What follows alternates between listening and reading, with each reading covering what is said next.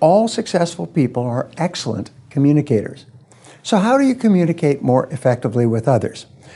Now, the first one is a profound communication principle. And the first agreement, say what you mean and mean what you say. Words have the power to create or destroy, and a careless comment can alter a relationship forever. So it's a good idea to choose your words carefully and consider their impact before you put them out there in the world. So before you speak or write, I want you to ask yourself these 4 questions. Is it necessary? Is it true? Is it kind? And is it helpful? And if you don't get yeses to those questions, then don't say it. One of the things I observe is simply this. A lot of people are very careless with their language.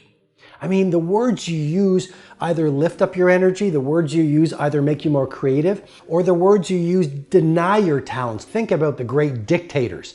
Their words of hatred, their words of toxicity, their words of breakdown cause the people around them to do sometimes incredibly terrifying acts.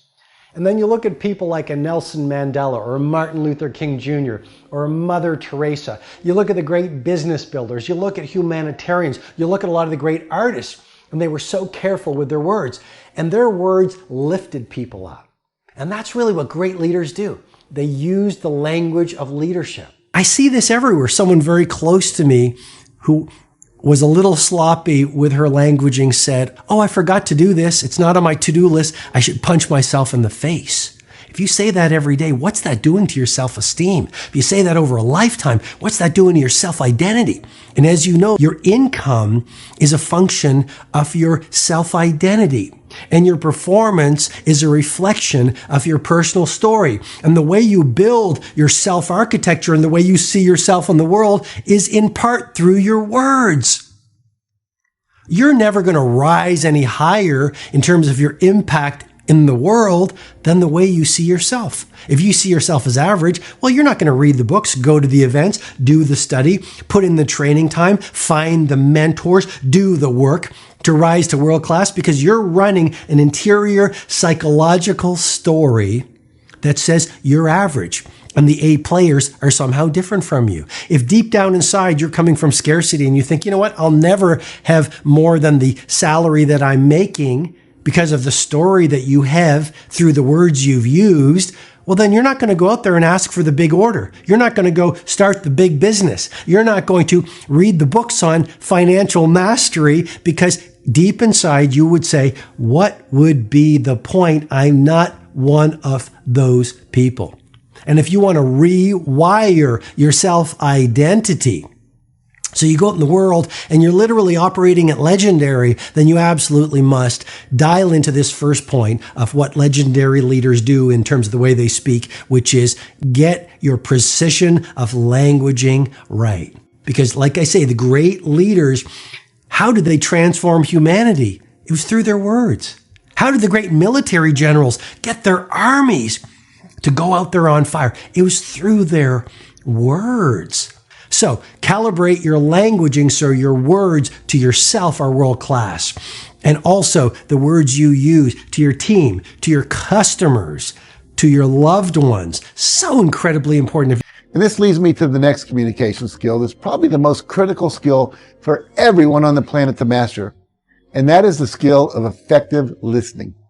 Now, the undeniable truth is that so many of us are terrible listeners. And there can never be effective communication without both parties being as focused on the listening part as they are on the speaking part. Because if you aren't really listening and responding to what the other person is actually saying, ultimately all you're really doing is having a conversation with yourself. Now, here's an invaluable tip. Whenever you're having an important conversation, could be with your spouse or your partner, with a child, with an employer, or a customer, or someone on the other side of the political divide, let them go first. Don't interrupt them and argue with them. Let them empty themselves out first. Remember this, you can't pour water into a full glass. You have to let the water out before you can have more put in. Instead, really listen to their point of view. Be curious. How is it that they've come to feel this way, to have this point of view? What is it that they are needing you to hear? Now, this takes a commitment to really want to know what the other person is experiencing and needing. Sometimes when you've done your best to listen closely to someone, you may not have heard exactly what it was they were trying to say. And that's why it's so important for you to double check and make sure you really understood them correctly. And the easiest way to do that is before you speak to say, so what I'm hearing you say is, and then repeat back to them what you think they were saying, what they meant to say. And then give them the opportunity to clarify any misunderstandings that you might have before you respond to them. So it's always best to make sure you're really responding to what they're really saying. And the more you practice, again, the quality of your performance is all about the quality of your practice. And the more you actually practice speaking up when you know you want to speak up, the more you will actually step. When you actually speak up with someone and you tell them how you're feeling and you tell them what's most important to you, well, if it's the right relationship, one that's meant to be in your life, whether it's professional or personal, that is really a gateway into the other person. If you're going to make your point and they're going to make their point, you better have your points organized, because otherwise you are going to look like and be an absolute idiot. You are not going to get anywhere. Teach people to be articulate, because that's the most dangerous thing you can possibly be. If you're going to speak effectively, you have to know way more than you're talking about. To do that, you have to do a lot of reading. That's on the input side. And then on the output side, well, there's some tricks. There isn't 1,000 people there. There's 1,000 individuals. And so you just look at an individual and you say something, and you can tell if they're engaged. They look confused, or they look interested, or they look angry, or they look bored, and they give you feedback about how you're doing. The people that I've watched in my life who've been spectacularly successful they have skills. Clearly, that's a minimum precondition. But they're also very, very good at articulating themselves. And so whenever they negotiate, they're successful. They are quiet, self-contained, not particularly expressive. They're sensitive, people-oriented, and concerned about other people's opinions. If you're communicating, this person requires slow, low-key, easygoing, friendly, almost warm and fuzzy. Now, the third type of person is what we call the director. And achievement with and through other people. They like to talk about achievement. What are you doing? How did you do it? How did it work? Let me tell you what I did and how it worked for me. Many times they become managers or executives because they have highly integrated personalities. They're very concerned about results, but they're also concerned about people. Now, everybody you meet is in one of these 4 quadrants or groups. The mistake that most people make is that they treat everyone else as if they were just the same as they were. However, no matter which style of communicator you are, 3/4 of the people you meet are something else. Now, there's no right or wrong, better or worse style. These are almost born into people. You can see them in children from an early age. However, your job in asking questions and listening to people is to find out which style they are, and then to practice personality flexibility so that you can get along with a greater number of different types of people.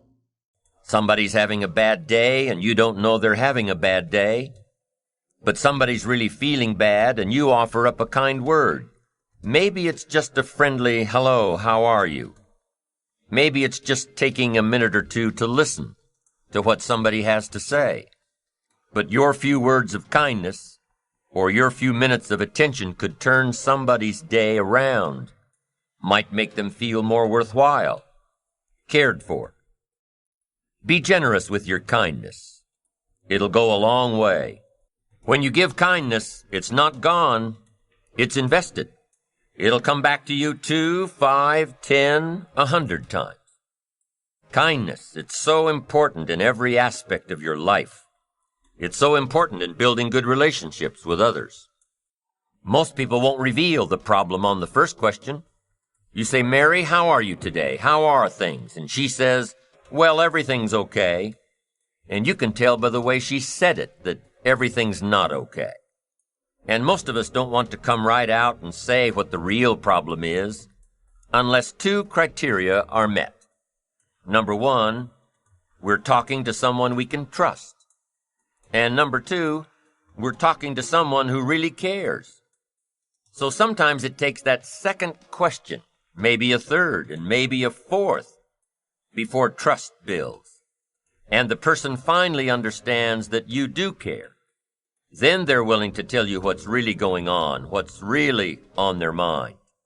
Learn to ask questions that will build the trust and communication between you and those you work with. Learn to express, not impress. If you want to touch somebody, express sincerity from the heart. Impress builds a gulf. Express builds a bridge. When you want to enhance the rapport you have with someone, you need effective communication skills. You'll need the skills that'll help you work better with others to achieve their goals and achieve your goals. You need effective communication skills. Let me give you a few tips on good communication. Because to be able to get along well with others, to be able to work well with others, to be able to live well with others, you must be a good communicator. Number 1, have something worth saying. Interest, fascination, sensitivity, and knowledge. Number 2, now that you've got something worth saying, number 2 is say it well. And you've got to be able to translate it so it'll benefit someone. You must have a good delivery system for your substance and knowledge and awareness and understanding and experience. Learn to say it well. And here are some clues on saying it well. Number 1, sincerity. The best communication occurs when both people are sincere, one sincerely wishing to learn or listen, and the other sincerely wishing to share. Number 2 in saying it well is repetition. Part of saying it well is simply practicing to say it well. Practice, practice, practice. Part of what I teach in sales training is practice. Practice. You start with something simple, and when you don't know much about what you're doing, practice is even more important. So, practice your presentation and your ability to communicate what you know. The people out there who say, "No, I wouldn't care for any," are just as valuable. Why? Because they took the time to let you practice your presentation. And especially when you're just getting started, you might want to pay them to listen to you practice while you stumble around. So, be thankful for the no's. Practice helps you develop skills. Skills make labor more valuable. If you just sell, you can make a living. If you skillfully sell, you can make a fortune. If you just talk, you can hold a family together. If you skillfully talk, you can build dreams and the future. The difference is skill. You can cut a tree down with a hammer, but it takes about 30 days. If you trade the hammer for an axe, you can cut the tree down in about 30 minutes. The difference between the 30 minutes and 30 days is the tool. And your best communication tool is your skill. So practice to get the skill of saying it well. Part of saying it well is sincerity. Now here's another part of saying it well. Brevity. Sometimes you don't need too much, just enough. The more you know, here's what I found out. The more you know, the briefer you can be. Because you can learn to make words more effective. Next is style. Part of saying it well is style. Be a student of style, a variety of styles. Then make sure you develop your own. Be a student, but develop your own. Don't be someone else. Let someone else influence you, but don't become them. Develop your own style. Here's another tip on saying it well, vocabulary. You've just got to have a good vocabulary to say it well. Vocabulary. We can only translate for other people with the tools called vocabulary. If you're lacking in vocabulary, then you're lacking in tools to describe some problem or some answer. Words, vocabulary. You can't communicate without them. And you can't communicate well without a defined vocabulary. Every time you come across a word that's new to you, what should you do? Look it up. Every time you're in a conversation and the other person uses a word that's new to you, Look it up. Now, most of the time you can figure out the meaning of a new word by how it's used. But if you can't, make sure you hold your response until you know for sure. Vocabulary is a way of seeing. It gives us insight, and only with your present vocabulary can you see. You can't use tools you don't have to see, to create light, understanding, awareness, comprehension, perception, vision. You can only have as much vision as your present vocabulary will give you. And if you're limited in vocabulary, then you can't see very well. What if a person could only see the world through a little tiny hole? Now, vocabulary is also what we use as a tool to express what's going on in our heart, what's going on in our head. Translate our questions, translate our answers, our perceptions, what we see, to be able to say it. And I'm telling you, if you have a limited way of translating and expressing what's going on in your heart and what's going on in your head, you'll fall way behind. So you'd have twin problems without a good vocabulary. Number one, you wouldn't be able to see. Number two, you wouldn't be able to express. And your world would keep getting smaller and smaller and smaller, not having the vision, not having the tools. Finally, you wouldn't need a place much bigger than 10 by 12 to live. Why? That's about as big as some people's world is. That's all they've got, this little narrow world, making mistakes every day. Why? They can't see. Getting it wrong every day. They can't comprehend. They can't understand. No tools with which to translate. For good communication, number one is having something good to say. Number two is saying it well. And number three is reading your audience. You've got to read what's going on between you and the people you're talking to. Should you say what you're saying a little softer? Should you say it a little stronger? Should you explain it more? Should you be more clear and concise? Should you quit?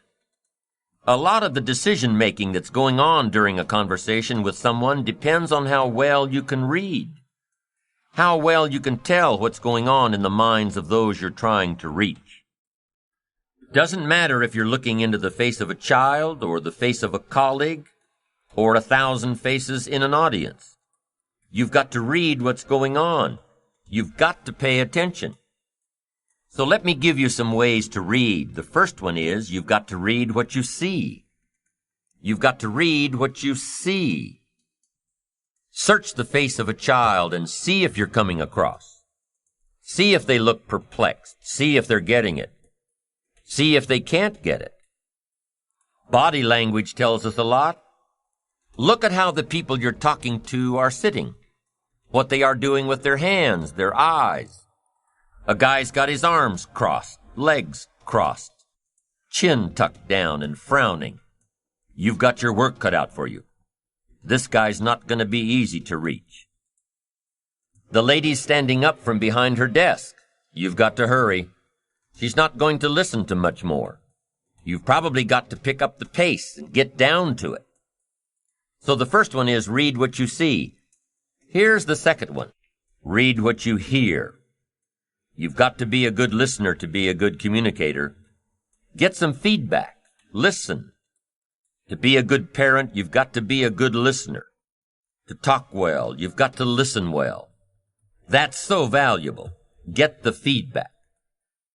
Now, what you hear may help you change gears. Be a little stronger. Be a little softer. Find a different illustration. This one isn't working.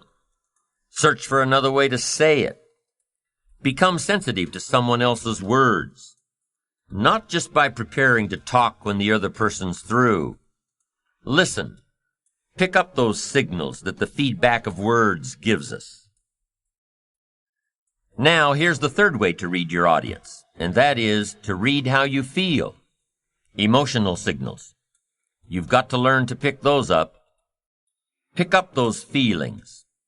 Women just seem to have this part built in. Men can learn it, but women have it. Woman says it doesn't feel right. Just doesn't feel right. Man says, what does that mean? It doesn't feel right. She says it's something. He says something, something. What is this something? She says, I'm telling you, something doesn't feel right. Now, men can learn it, but women have it. Learn to read your emotion. Learn to read what others are feeling so you can adjust your communication, so you can adjust your approach, so you can get your message across, so you can communicate well.